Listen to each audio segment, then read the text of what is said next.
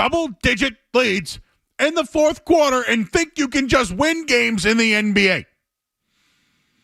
It can't happen. I thought you learned from this. I thought you've learned from this. Because I'd love to give analysis on the game. But do you know what the analysis is? The analysis is this.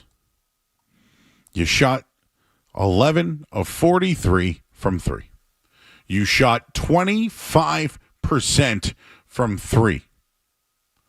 You had 16, how many turnovers? So 11 turnovers. And down the stretch, you couldn't hold a lead. You were up 18 points. You were up 109-100 under 4 minutes to go. And you lost the game by 1 at home and had multiple chances late in the game. It's the same old thing. It's the same old thing. Let me be clear. I was not happy with what the Celtics did this offseason.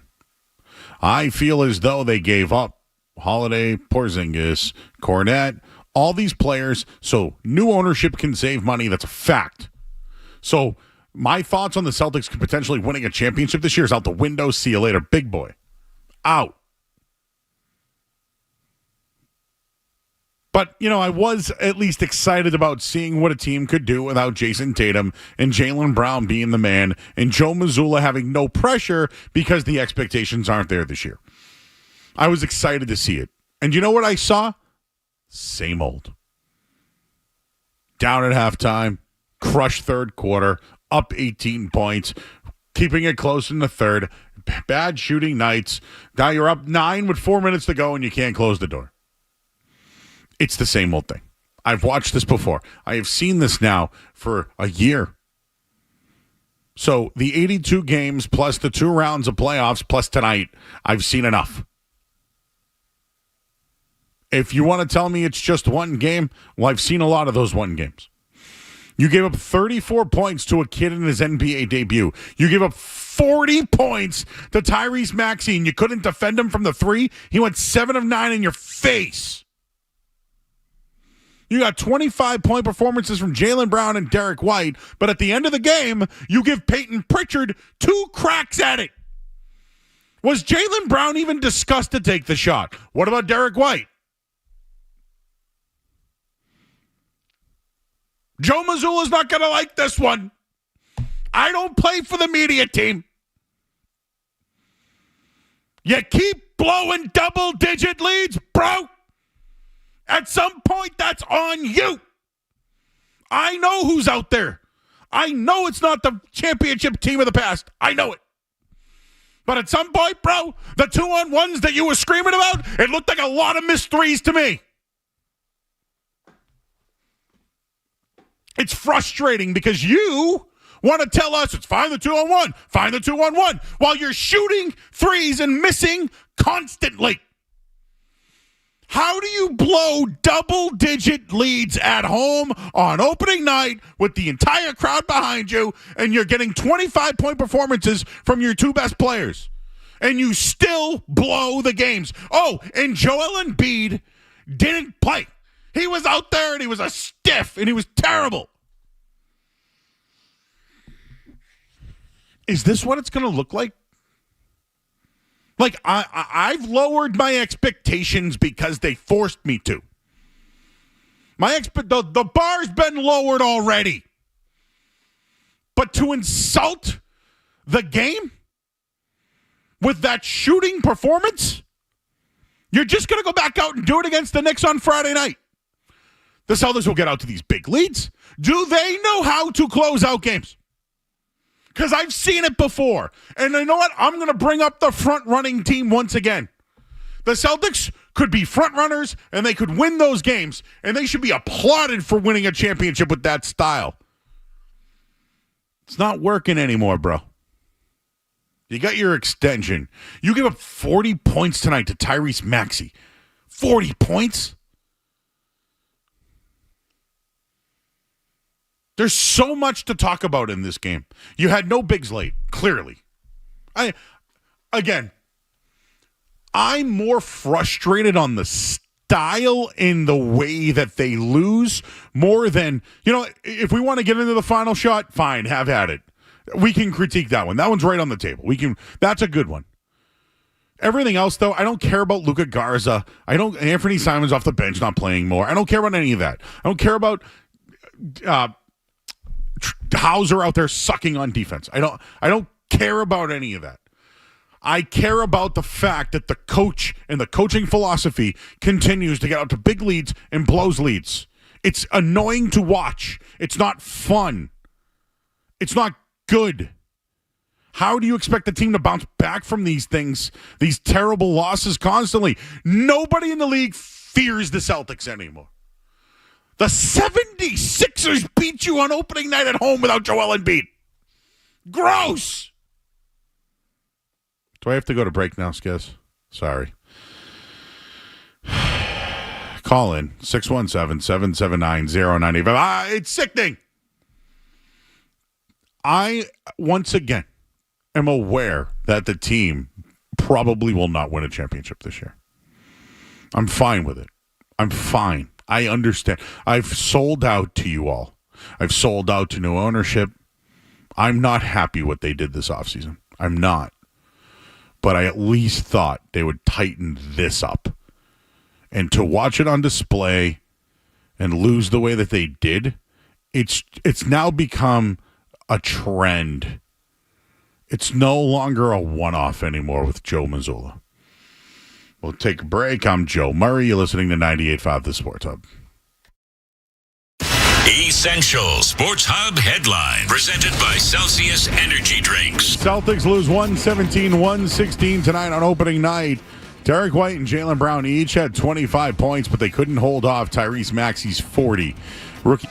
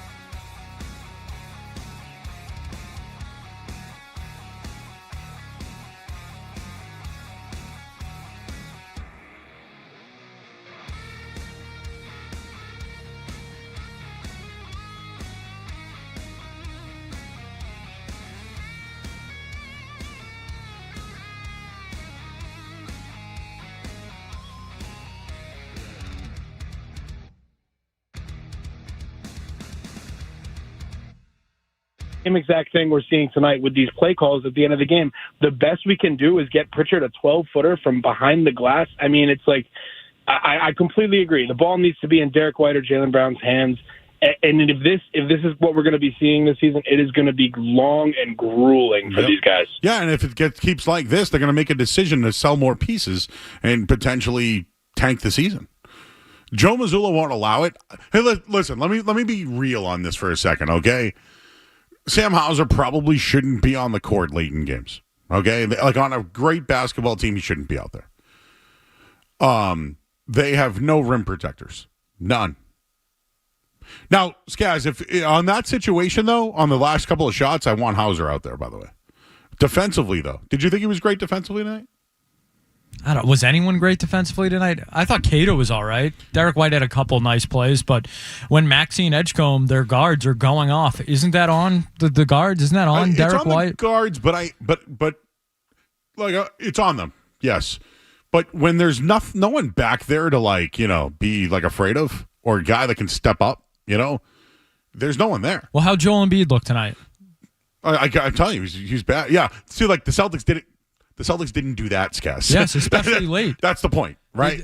I think they took 16 free throws in the third quarter, and then that just disappeared. Maybe that number's wrong, but I thought Grandy had said that at one point. Who was their big late in the game? Well, it was going to be Keita, and then the other way, on the 76ers. Yeah. It wasn't Drummond, Great right? question. It wasn't Drummond. I didn't see your boy Johnny Broom out there. I did not see Johnny Broom out there. Was it I'm trying to think. Was it Barlow? I can't even remember now. Kelly Oubre? I can't remember. Kelly Oubre was out there, hit a big shot. Not exactly it was Quentin Grimes and Jabari. Quentin Grimes a guard, but Jabari Walker, right? You see Jabari Walker down there and you don't take it to the paint. What are you doing? What are you doing? You feel better or worse after game one, Joe? I actually feel worse, dude, because, now there's a blueprint on how to beat the Celtics. They don't have bigs. Attack the rim. You're right. This is eventually going to fall on the guards. Karl Anthony Towns might go for 40 on Friday night. But the flip side is the guards, Skaz. I don't think Brown and White, and Pritchard for that matter, every night can play defense and score 20 points a game. That's going to be a challenge for now. Jaylen Brown's done it in the past. He's done it. I will at least say he has the stripes for that. I just don't think you're going to get 25 from Derek. Derek White's a great defender. And maybe we saw glimpses of him slipping a little bit defensively because he has to do more offensively.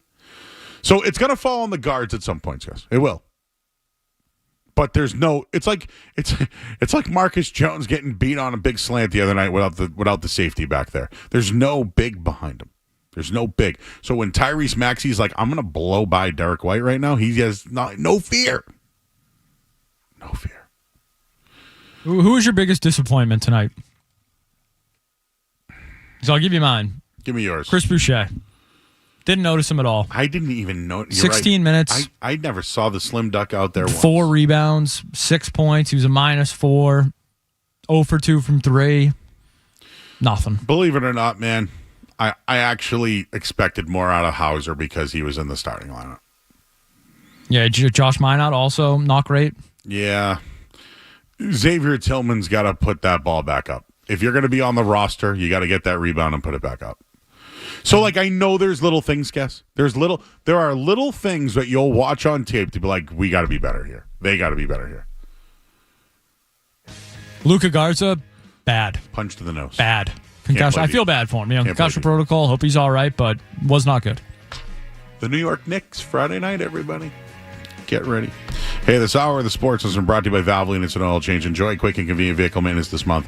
Visit NewEnglandOilChange.com. You can save